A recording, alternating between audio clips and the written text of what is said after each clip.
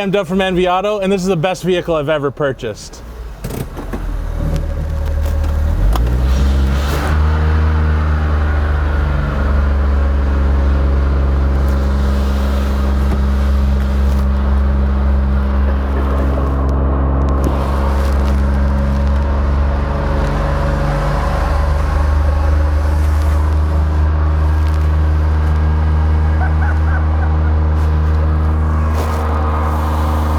How about that?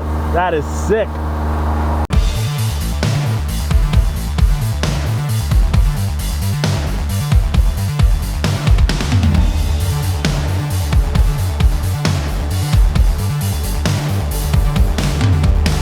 All right. This is our 1993 Suzuki Every, right from Japan. Original plan for this vehicle was to use it as a pit cart for FD, like load up the insides with all the tools, roof rack for the tires, all kinds of stuff like that. But we learned after driving a little bit on the road that the suspension is very soft. So what happens is when you drive this on the road or you load it up substantially, it's just not designed to carry a lot of weight, and I figured a lot of toolboxes wouldn't be good, and tires and everything. So now we're using it as a marketing tool at the new location. This is our new billboard. It sits next to the road, so you can't miss Enviado because we got a 5-foot logo down the side of it. But it's a fun car or van. We take it every once in a while to deliver parts, pick up parts. It is a sports machine. This has 3 cylinders, and I think it makes an upwards of 40 horsepower. It is quite incredible. Originally it should have like a full flat nose with like brick kind of shaped headlights. This is a Volkswagen conversion, which is very popular in Japan. They put this little eyebrow thing on it. The front end, the side skirts, which are off, we have them inside just because you can't lift it up if the side skirts are on.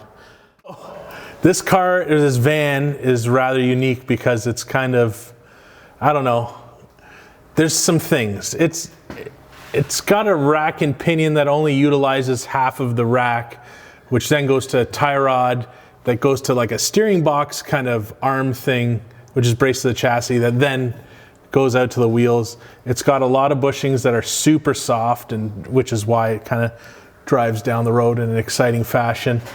12-inch tires. I mean, these are huge, absolutely huge. It's got front disc brakes, the rear are drums.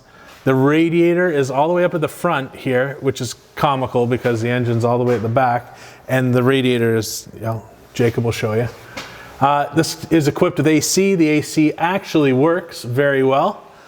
And let's move to the back to see the powerhouse. All right, so in the back end, this is where the engine and transmission is housed. This has an automatic transmission, 3-cylinder engine. This is fuel injected. If this was a pickup truck, it would be carbureted, but for some reason the vans are fuel injected, so it runs really nice.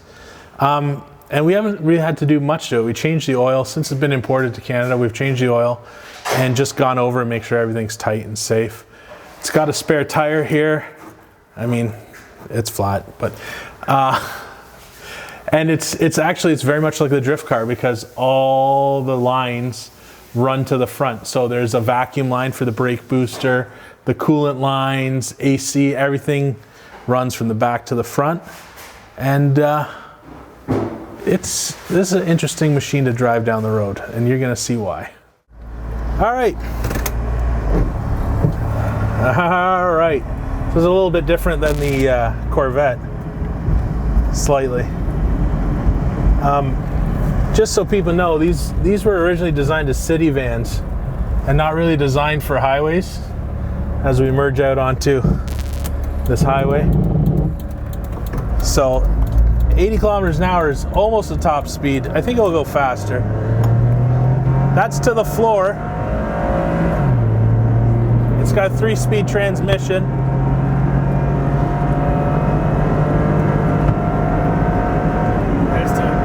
There's second. All right, now we're in third. This is the overdrive, so I'm pretty much have it buried right now. Now the question is, how far do we go to pick up lunch? Do we trust the van to drive all the way into Caledonia, or do we just stop at Gourmet Meats right here? But at 80 kilometers an hour, it revs kind of high. There's no RPM gauge. Oh.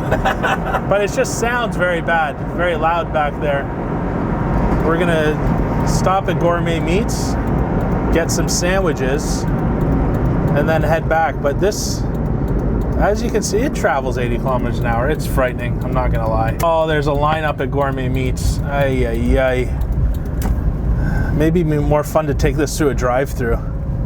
Yeah, I would have to order. Yeah, you'd have to order. Maybe we should do that. All right. I mean, it feels powerful. Still trying to get to 80. There's a slight incline. Don't rush it, okay? And if a squirrel runs out in front of this one, we're gonna nail it. There's no, oh boy. All right, well, there's 80. It will go past 80. I just don't know if it's a good idea. I bought this from my buddy who lives in Belleville, and he's like, you should drive it home. Imagine being on the 401. This is downhill. We can try and get it up to 100 here. So I got to use two hands. It's twitchy. Oh boy. Oh boy. Oh my God. I mean, it'll do it. I just don't like the sound of the engine. You know what? It's in these, now that the speed limit's only 60 or 50, this is much better. I feel a lot better. This is like driving a golf cart. It literally feels like a golf cart that will go 80 or 90 kilometers an hour. All these people want to get in front of us. This lane ends, people. Oh boy. I feel like there's nothing left in the front suspension. The big bumps are a panic. I'm gonna have to put you in the back for the drive back. I think so. Oh, jeez. Oh boy. Oh yeah. I think I put a lot of air pressure in the tires too. I think that's what it is. Like the suspension geometry is so terrible in the front. When the wheels get to a certain angle, they're bound so tight. You let go of the steering wheel, it just like catapults out of your hands. But that's what makes us amazing. That's how terrible it is. Yeah, and the other thing is, we pointed out that the radiators in the front, if anybody noticed, the whole front of this thing with the Volkswagen version is smooth. There's no inlets. So engine temperature should be something we should worry about, I think. This is amazing, actually. This is drawing a lot. Oh, we're here. Cool, brakes are working. Yeah, the brakes are working. I'm not gonna go in the gravel parking lot. I don't want to get the tires all dirty on this custom whip. Oh yeah. Oh. Look at it. I've been to this chip truck 5 times. I've never had somebody talk to me. Drive the old Suzuki. We have a new friend. Never driven it with the stickers on the road yet either. They're not sticking very well. They're coming off. It's so fast, the stickers are coming off. I put the rear seats up. This is a family hauler. Like, don't just think, there we go. There we go. Now, there's another switch. There we go. One more. Now you got room for the whole family. This spacious machine.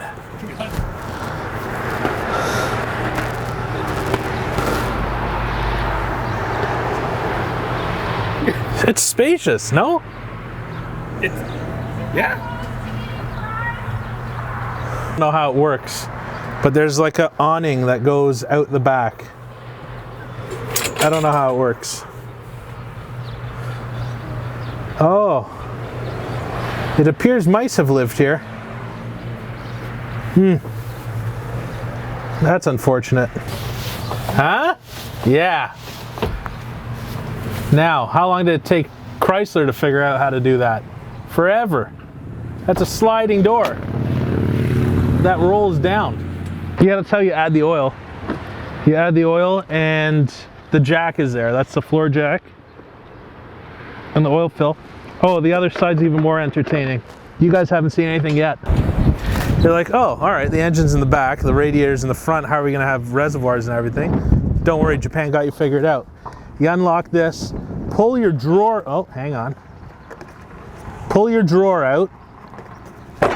There it is, washer fluid, coolant overflow in a drawer.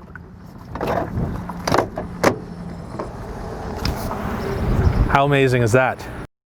Oh, please, that is my thing on earth. So if you can give me a couple extra ones, I'd be forever grateful. Found the first fault. There's no cup holders and no power steering. But there is a reverse chime, so you don't forget you're in reverse. I shall cruise back through Caledonia. Oh! Did I mention the body kit? The front lip sits a little bit low. It says things. Danger, safety. Oh, I know what this is. It's got a catalytic converter, and there's a warning light on the dash, the shape of catalytic converter, and with the too hot. So I think if you run it too long at high speed, it gives you a warning before you turn the cat into soup. And there's warnings about four-wheel drive, differential locks. We don't have these options. Oh, axle lock. Wow. That's... My Japanese is getting a lot better. Oh. Yeah. Ambiance. Yeah. Oh. Ooh. Okay, well, we won't do that again. We'll leave those up. That's not black mold. So this van has an interesting story. It didn't come directly from Japan to Canada. It went to Hong Kong first. That's how it went. Japan, Hong Kong, Picton, Ontario, right by Shannonville, and now Hamilton. And it's cruising the mean streets of Caledonia. Just incredible. We took the wheels off, we checked the brakes. This is all, everything's safe. I mean, it may say right here, don't drive over 80 kilometers an hour, but mechanically it's safe. This is gonna be the sketchiest part of this, is turning left into the shop. That's gonna be the, because, you know, everybody flies down here. And if somebody doesn't notice that we're turning, they're just gonna turn us into a JDM pop can. At least we'll have it on film. Well, it'll be on film. It'll be sweet. Well, I said this thing needed a good drive. It got it. 26 kilometers.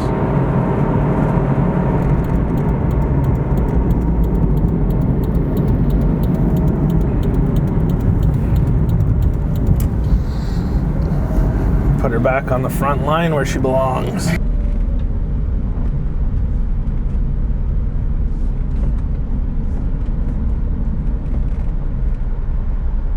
Well, we've taken it on the road.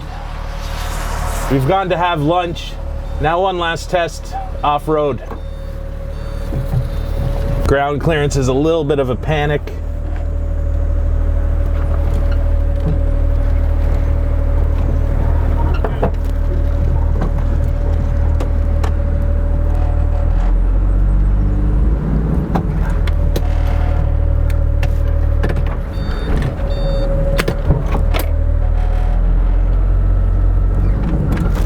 No. I think you need to run at it. Yeah, I think a different angle.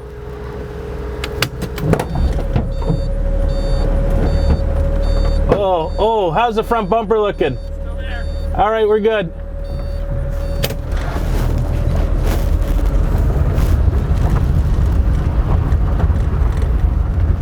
All right.